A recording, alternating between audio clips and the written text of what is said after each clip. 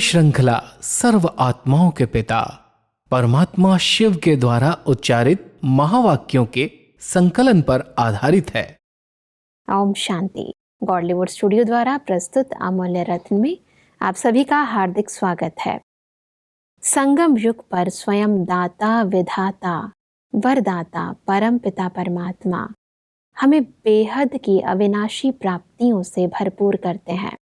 ऐसी प्राप्तियां जिससे न केवल हम स्वयं का अपितु संपूर्ण सृष्टि का कल्याण कर सकते हैं, परंतु सहज प्राप्तियां होते हुए भी हमें कई बार मेहनत क्यों लगती है, सफलता पाने में समय क्यों लगता है।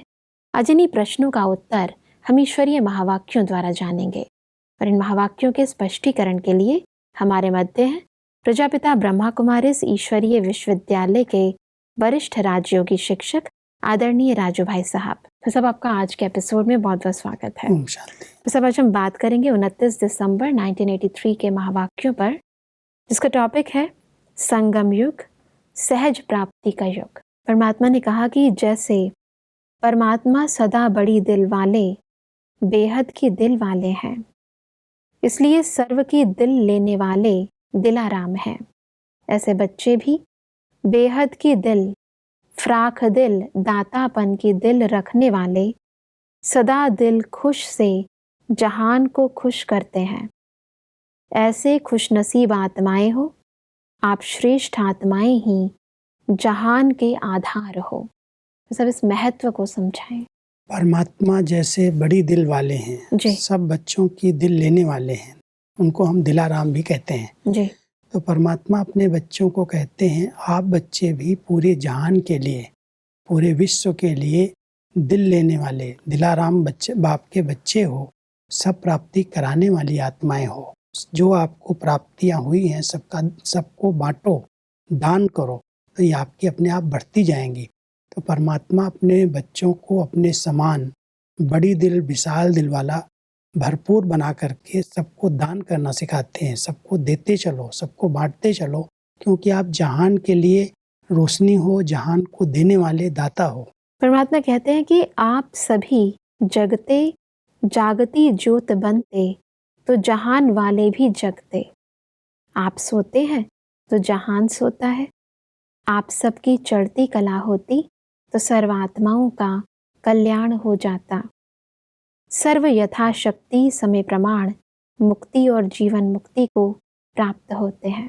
परमात्मा अपने बच्चों को अपना स्वमान याद दिलाते हैं जी। कि जब आप जग जाते हो, माना जब आप सतयुग और त्रेता के अंदर, सतयुग के अंदर सतो प्रधान स्टेज में होते हो, तो आपके जगने के बाद सारी आत्माएं जग जाती हैं।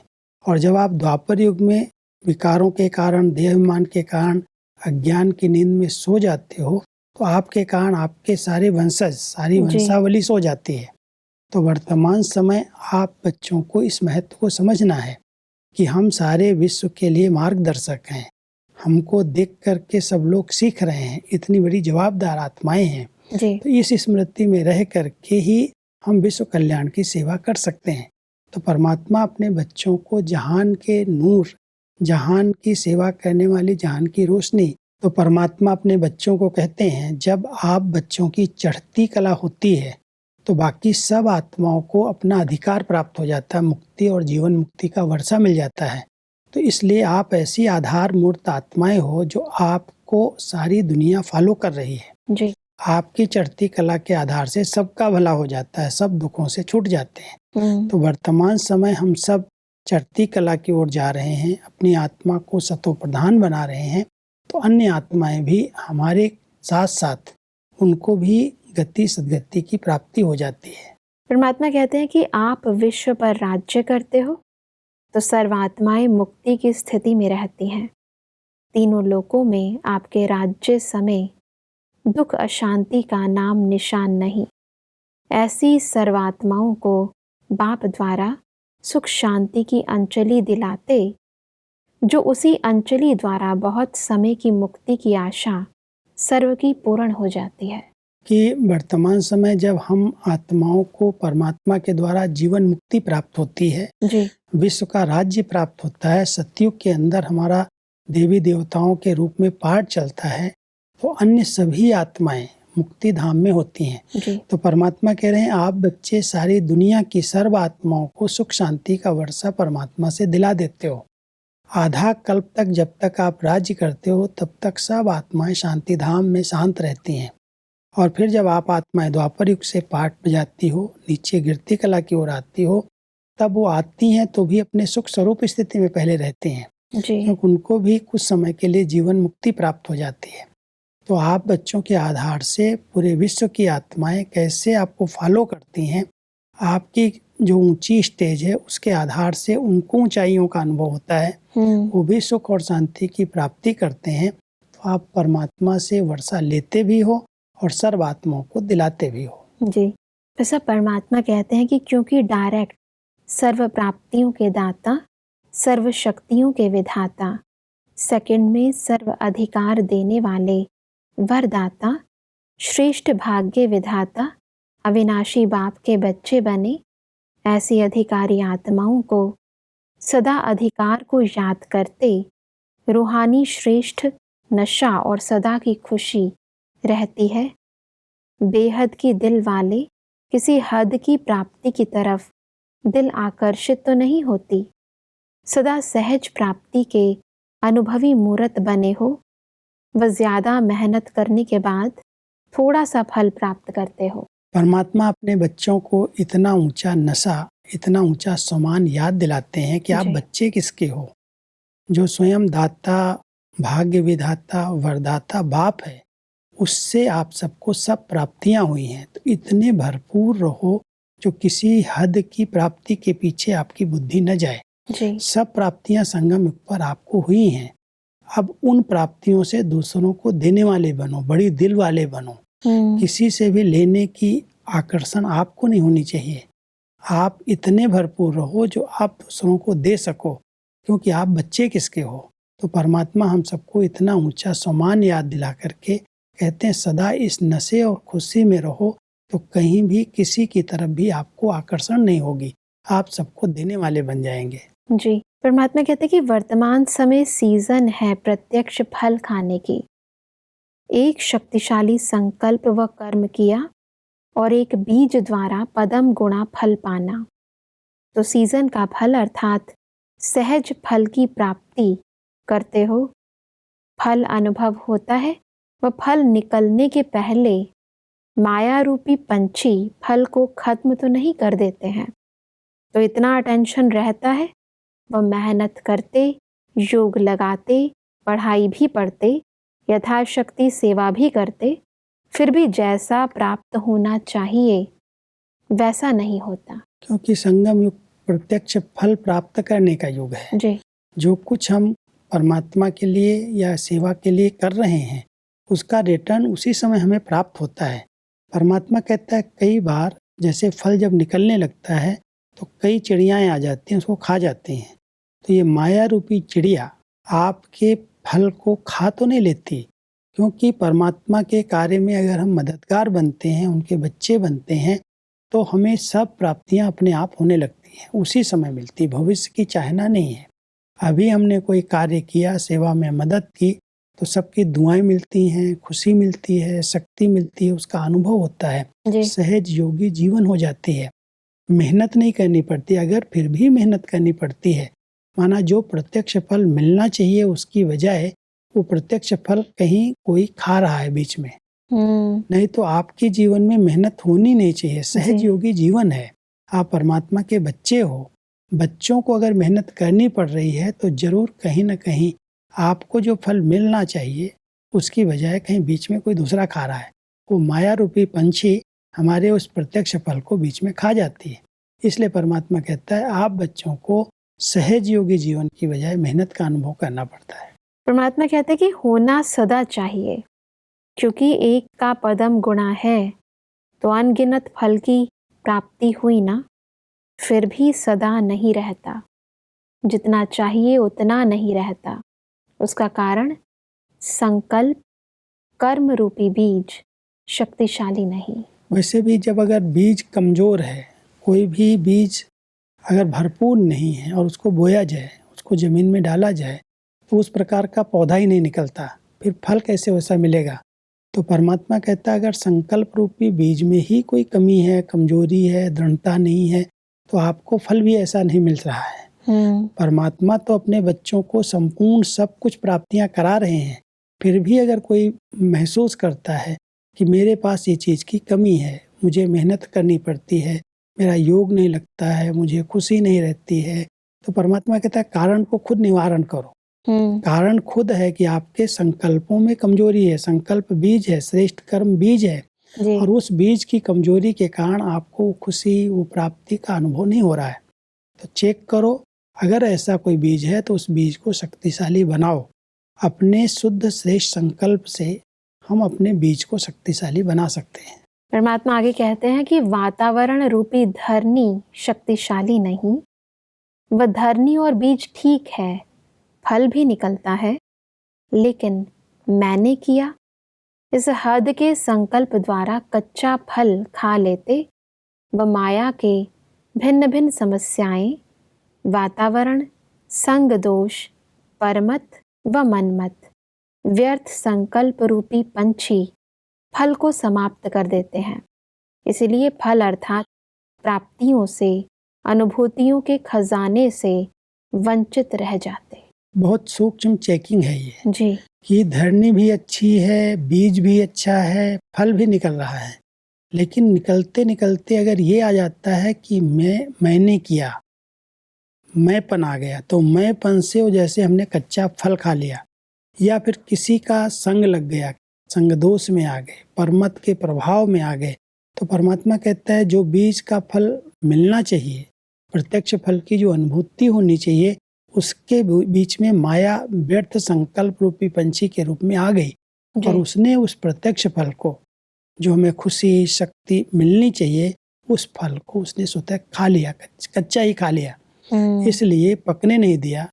परमात्मा कहते अटेंशन दो कि कहीं पर भी मैं तो नहीं आता है, मैंने किया, मैं करता हूँ, या कोई के प्रभाव में आकर के तो नहीं उस फल को, कच्चे फल को गिरा देते हो व्यर्थ संकल्पों में, विकल्पों में, ये ऐसे करते, वो ऐसे करते। कई ब्राह्मण आत्माएं चलते चलते दूसरी आत्माओं को देख लेती हैं कि ये ऐसे कर रहे हैं, वो ऐसे कर रहे हैं, तो उनको देखने के कारण जो हमें फल मिलना चाहिए, हमारी जो ऊंची स्थिति होनी चाहिए, उस स्थिति से हम नीचे आ जाते हैं। तो परमात्मा जो फल की बात कर रहे हैं वो है हमारे ऊंचे से ऊंची स्थिति, क्योंकि पुरुषार्थ का प्रत्यक्ष फल ही है स्थिति। अगर हमारी स्थिति नहीं बन पा रही है, बार बार हम कभी बहुत ऊंचे, कभी बिल्कुल नीचे आ जाते हैं, कभी बहुत उमंग उत्साह है, खुशी है, और कभी एकदम नशा गिर जाता, तो परमात्मा कह रहे हैं उसका कारण चेक करो, कौन सा पंछी हमारे फल को खा रहा है।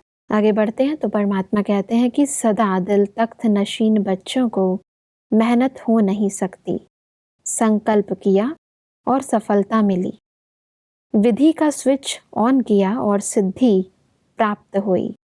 ऐसे सिद्धि स्वरूप होना व मेहनत कर करके थक जाते हो। मेहनत करने का कारण है अलबेलापन और आलस्य। परमात्मा कई प्रकार की विधियां हम सबको सिखा रहे हैं। अगर विधियां यथार्थ हैं तो सिद्धि अवश्य मिलेगी, लेकिन अगर विधियों में कहीं भी अलबेलापन है, आलस्य है, अलबेलापन है, तो जो सिद्धि मिलनी चाहिए, मान लो आज हम योग कर रहे हैं, हमारे संकल्पों में बहुत शुद्धता है, श्रेष्ठता है, फिर भी वो संकल्प हमारे सिद्ध नहीं हो रहे हैं।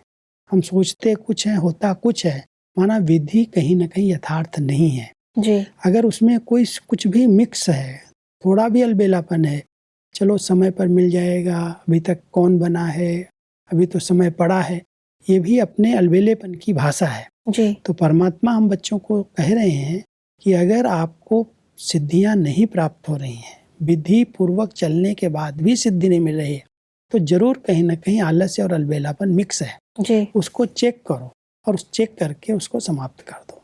परमात्मा इसीलिए कहते हैं कि स्मृति स्वरूप के किले के अंदर नहीं रहते हो, वह किले में रहते हुए कोई ना कोई शक्ति की कमजोरी के दरवाजे व खिड़की खोल देते हो, इसलिए माया को चांस दे देते हो।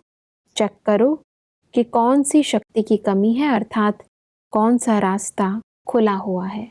क्योंकि किले के अंदर सेफ्टी होती है, जी तो परमात्मा की याद ही एक किला है, जी जिसको स्मृति का किला परमात्मा कह रहे हैं। अगर उस किले के अंदर हैं, याद में हैं, तो माया को आने का चांस नहीं है। लेकिन फिर भी अगर आ रही है, फिर भी व्यर्थ संकल्प चल रहे हैं, तो उसका कारण है कोई न कोई खिड़की दरवाजा हमने खुला छोड़ा है। जी कहीं न कहीं से माया प्रवेश हो रही है। तो हम चेक करें कहाँ से, किस प्रकार से व्यर्थ संकल्प आते हैं, क्यों आते हैं। कोई न कोई प्रकार से कहीं न कहीं अलबेलापन है, कुछ न कुछ खुला है दरवाजा, जो स्मृति विस्मृति में बदल जाती है। जी फिर व्यर्थ संकल्प वार करते हैं, माया प्रवेश कर जाती है। बिल्कुल। परमात्मा कहते हैं कि संकल्प में भी दृढ़ता नहीं है तो समझो थोड़ा सा रास्ता खुला हुआ है। इसलिए कहते चल तो ठीक रहे हैं, नियम तो सब पालन कर रहे हैं, श्रीमत पर चल रहे हैं, लेकिन नंबर 1 खुशी और दृढ़ता से नहीं, नियम पर चलना ही पड़ेगा। ब्राह्मण परिवार की लोकलाज के वश क्या कहेंगे, क्या समझेंगे, इस मजबूरी व भय से नियम तो नहीं पालन करते। कई लोग ऐसे पालन करते हैं नियम, लोग क्या कहेंगे, हम इतने समय से पुराने हैं, चल रहे हैं ज्ञान मार्ग में, अगर फिर भी ऐसा होगा तो लोग क्या कहेंगे। जैसे मजबूरी से कोई पालन कर रहे हैं। इससे जो प्राप्तियां हुई हैं, जो हमारी जीवन श्रेष्ठ बनी है, जो हमारा भविष्य इतना उज्जवल बना है, उसकी बजाय कोई भी ईश्वरीय नियम और मर्यादा का मजबूरी से पालन कर रहे हैं। लोग क्या कहेंगे, पता नहीं, लोग देख लेंगे तो क्या होगा।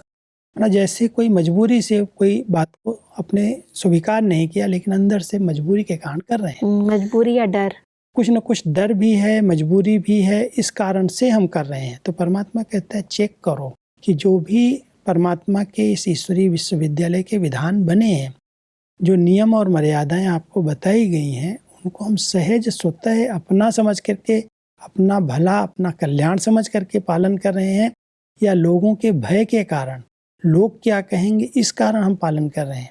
बहुत सूक्ष्म चेकिंग है। और अगर हम अपनी दिल से समझ करके कि ये हमारे जीवन को ऊंचे से ऊंचा बनाने के लिए नियम मर्यादाएं हैं, उस आधार से हम फॉलो करते हैं, तो हमें कभी भी किसी से भय नहीं लगता, कभी भी लोकलाज की परवाह भी नहीं रहती, क्योंकि हम उस पर चल करके अपना सुखमय जीवन बना रहे हैं। हम दूसरों के लिए प्रेरणा स्रोत बने हुए हैं जी हमारे को देख करके लोगों को सीखने को मिल रहा है कि कैसे ये पक्के हैं, दृढ़ संकल्प वाले हैं, जो सोचते हैं वो करते हैं, हर नियम में बहुत पक्के होकर के रहते हैं। तो हमको देख करके अनेकों को प्रेरणा मिलती है। लेकिन अगर कमजोर संकल्प हैं, कुछ अलबेलापन है, तो कोई ना कोई देखता है तो कहता है तो जैसे मजबूरी से कर रहे हैं। परमात्मा कहते हैं कि दृढ़ता की निशानी है सफलता। जहाँ दृढ़ता है वहाँ सफलता ना हो, यह हो नहीं सकता। जो संकल्प में भी नहीं होगा वह प्राप्ति होगी। अर्थात संकल्प से प्राप्ति ज्यादा होगी। तो वर्तमान समय सहज सर्व प्राप्ति का युग है। द्वापर कलयुग मेहनत का युग है। संगम सहज प्राप्ति का युग है। इसलिए सदा सहज योगी भव के अधिकारी और वरदानी बनो। सहज प्राप्तियां और सहज योगी जीवन का अनुभव करने का आधार जी परमात्मा हम सबको कह रहे हैं दृढ़ संकल्प। जो संकल्प करो इतना दृढ़ता से करो, जो उसमें सफलता आपको अवश्य मिलेगी ही। जी तो इसलिए हम सबको अपने जीवन को देखना है कि द्वापर और कलयुग में तो हमने बहुत मेहनत की, संगम पर जब परमात्मा से मिलन हो रहा है, सब प्राप्तियां हो रही हैं, फिर भी मेहनत क्यों? कोई न कोई संकल्पों में कमजोरी है। जी उन कमजोर संकल्पों को समाप्त करके दृढ़ संकल्प कर लें कि मुझे करना ही है, कुछ भी कोई कहे, कोई बोले, कुछ भी हो, लेकिन मुझे इस नियम का पालन करना ही है। तो अपने आप सब प्राप्तियां होने लगेंगी और सहज योगी जीवन का अनुभव होगा। सब परमात्मा कहते हैं कि सदा स्मृति में रहे कि हम विघ्न विनाशक है। यह संकल्प ही विघ्न को समाप्त कर देता है, क्योंकि संकल्प ही स्वरूप बनाता है। विघ्न है कहने से विघ्न स्वरूप बन जाते। कमजोर संकल्प से कमजोर सृष्टि की रचना हो जाती। क्योंकि एक संकल्प कमजोर है तो उसके पीछे अनेक कमजोर संकल्प पैदा हो जाते हैं। एक क्यों और क्या का संकल्प अनेक क्यों क्या में ले आता है। समर्थ संकल्प उत्पन्न हुआ, मैं महावीर हूँ, मैं श्रेष्ठ आत्मा हूँ, तो सृष्टि भी श्रेष्ठ होती है, तो जैसा संकल्प वैसी सृष्टि, यह सारी संकल्प की बाजी है। संगम युग पर कहते हैं संकल्प से भगवान ने सृष्टि रची। जी परमात्मा यहाँ पर संकल्प का इतना बड़ा महत्व बता रहे हैं कि हम सबको ये संकल्प करना चाहिए कि मैं विघ्न विनाशक आत्मा हूँ, जी मैं महावीर हूँ, मैं विजयी हूँ। ये संकल्प जब हम अपने आप को देते हैं तो कई प्रकार के छोटे मोटे विघ्न अपने आप खत्म हो जाते हैं। विघ्नों को खत्म करने की मेहनत नहीं करनी पड़ती। वैसे भी दिखाते हैं श्री गणेश को विघ्न विनाशक विद्यापति कह करके याद करते हैं, उनकी पूजा करते हैं। जी परमात्मा कहते हैं कि आप बच्चों की ही यादगार है ये स्मृति कि मैं विघ्न विनाशक आत्मा हूँ। कितने भी विघ्न आएंगे, आपके संकल्प में अगर शक्ति है तो विघ्न अपने आप खत्म हो जाएंगे। जी इसलिए रोज बाबा हम सबको नए नए सोमान याद दिलाता है। जी मैं विघ्न विनाशक हूँ, मैं महावीर हूँ, मैं विजयी रतन हूँ।